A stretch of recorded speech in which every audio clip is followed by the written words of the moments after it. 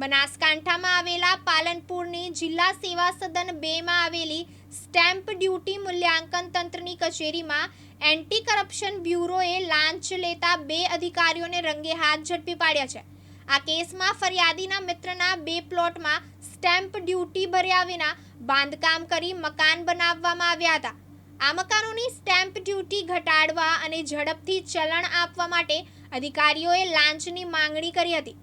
નાયબ કલેક્ટરના કહેવાથી વર્ગ 3ના કર્મી લાંચ લીધી। આરોપી અંકિતાબેનના કહેવાથી આરોપી ઇમરાન ખાન નાગોરીએ એક મકાન દીઠ ₹1.5 લાખની 2 મકાનના કુલ ₹3 લાખની લાંચની માંગણી કરી હતી।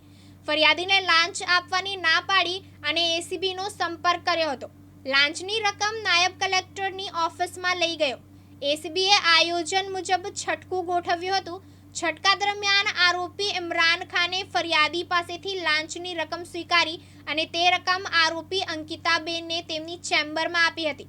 બંને આરોપીઓ એકબીજાની મદદગારીથી સરકારી અધિકારી તરીકેના હોદ્દાનો દુરુપયોગ કરતા રંગે હાથ ઝડપાયા હતા। દિનેશ ઠાકોર, દિવ્યાંગ ન્યૂઝ, બનાસકાંઠા।